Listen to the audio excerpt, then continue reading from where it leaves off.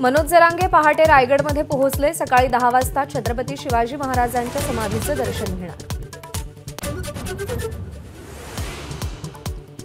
भुजबळांमुळे ओबीसींचं वाटोळं होणार। आमच्या अन्नात माती घालवल्यास आम्ही ओबीसी आरक्षणाला चॅलेंज करू, मनोज जरांगेंचा इशारा।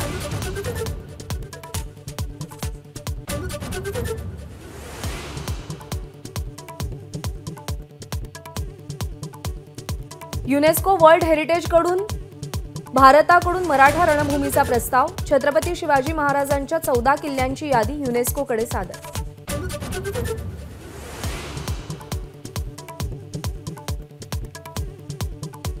मराठा आरक्षणाबाबत सरकारच्या अधिसूचनेची कल्पना नव्हती। कॅबिनेटमध्ये चर्चाच झाली नसल्याचा भुजबळांचा एबीपी माझाशी बोलताना दावा।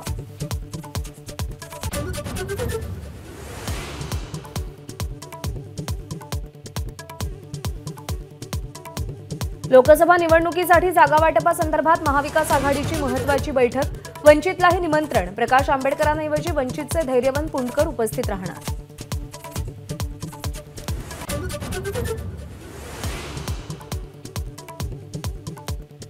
ठाकरे गटाच्या नेत्या आणि मुंबईच्या माजी महापौर किशोरी पेडणेकरांची आज ईडी चौकशी। सकाळी 11 वाजता पेडणेकर ईडी कार्यालयामध्ये हजर राहणार। कथित बॉडी बॅग घोटाळा प्रकरणी चौकशी होणार। उद्घाटनावरून पुणे पालिका अधिकाऱ्यांना शिवीगाळ केल्याप्रकरणी काँग्रेस आमदार रवींद्र धंगेकरांविरोधात गुन्हा दाखल। उद्घाटनाला काँग्रेस नगरसेवकांना न बोलवता भाजप नगरसेवकांना बोलवल्यानं वाद झाला होता।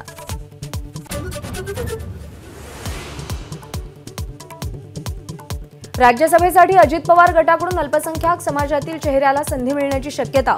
अल्पसंख्याक समाजातील 2 वरिष्ठ नेत्यांची चाचपणी सुरू असल्याची माहिती।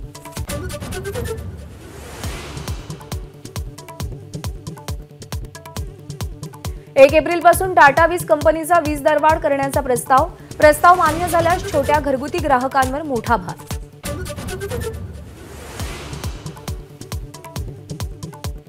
एल्गार परिषद प्रकरणातील आनंद तेलतुंबडे यांना कर्नाटक सरकारचा बसव राष्ट्रीय पुरस्कार जाहीर।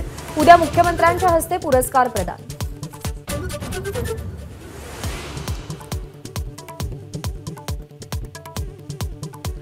संसदेच्या अर्थसंकल्पीय अधिवेशनाच्या पार्श्वभूमीवर आज सर्वपक्षीय बैठक। विरोधी पक्षाचे नेते सहभागी होणार का याकडे लक्ष।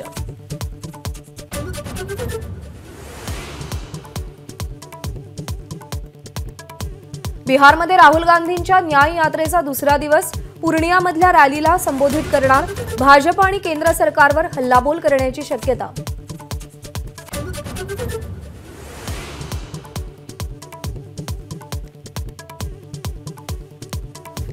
केंद्र सरकारकडून सिमी संघटनेवरील बंदीला 5 वर्षांची मुदतवाढ।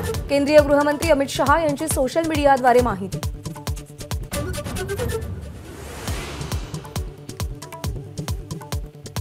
अमेरिकेमध्ये मराठी शिकणाऱ्या मुलांना बालभारती पाठ्यपुस्तकं पुरवणार। शिक्षण विभागाचा निर्णय।